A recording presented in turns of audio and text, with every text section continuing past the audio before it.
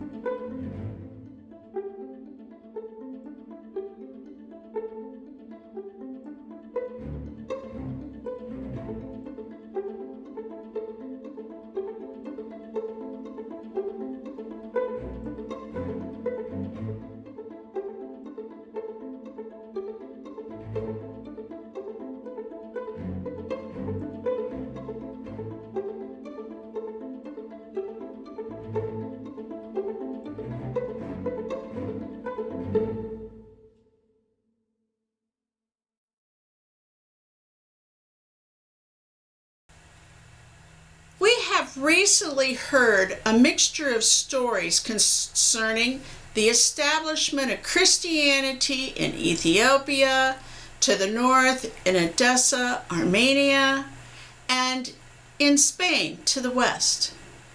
By the 2nd century AD, Christianity had spread throughout Spain and Western Europe. While the Bible recounts apostolic journeys as far west as Rome, everything beyond a certain time and distance is a mixture of folklore, local legends, hagiographies, and most importantly, apocrypha. We know that hagiographies are biographies of apostles, saints, and other religious figures, and that apocrypha means a work usually written by an unknown author or authors. Why is it so important for us to look at these historical records as we dig deeper into each disciple apostle's life? Well, here's why it's important to me. Because I have questions. Yes, I do. Nothing more, nothing less. And I figure that God gave me reason and intellect to find the right answers to my questions, so that when I'm asked, "What do you believe, Pastor Connie?" I can answer honestly, truthfully, and without doubt. Maybe that's why you're watching these videos too. Anyway, back to the question. Why is it so important for us to look at these historical texts and records? It's pretty simple. Back when the early church was growing, there was a real need to write down the stories pertaining to Jesus. People had questions as to what Jesus said. How did he teach? How did he heal? What about his death, his resurrection, and ascension? Only those closest to Jesus, the ones who interacted with him personally during his ministry, could provide those answers. And as we all know, recollections may vary over time.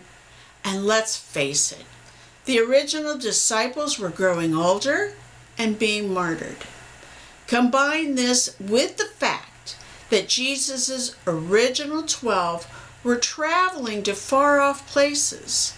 A true need for a well-written record of these events was important. So how was the New Testament developed? An accepted set of texts took several centuries to be developed into the Bible's New Testament. These texts are called a canon, which simply refers to a particular set of books, writings, letters that Christians and Jews regard as part of their holy books. As the New Testament canon was being assembled over the centuries, people realized that gaps existed in some stories of Jesus, as well as those stories found in the book of Acts. Through researching additional historical texts, such as hagiographies and apocrypha, more clues were found tracing the events of Jesus' ministry and the apostolic journeys to spread the way.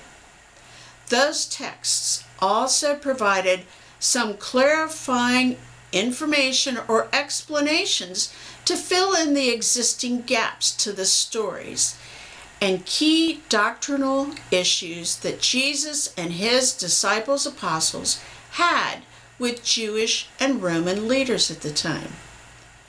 We talked about the word apocrypha, which means things hidden or things put away, and represents works usually written by an unknown author or authors. Yet a more comprehensive description would be books that are considered useful by the church, but not divinely inspired. Numerous books, writings, and letters have surfaced over the centuries, describing the lives and teachings of Jesus and his disciple apostles. However, since the 5th century, it was decided that the New Testament should be limited to 27 books, those ones that we now see.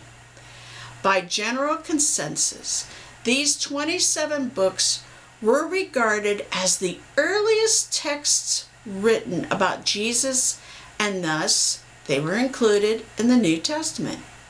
So with that, these texts that were not accepted into the New Testament canon are considered apocryphal.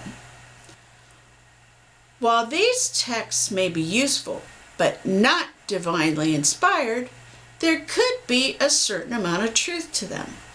With respect to the disciples and apostles, these texts may help to explain how the gospel of Jesus spread to so many different geographic places in such a short period of time. Thus, we should consider them when doing any in-depth biblical study. So there you have it for this week. Something more to think about and to draw your own conclusions. Thanks for watching. I appreciate it. Have a great week. Bye.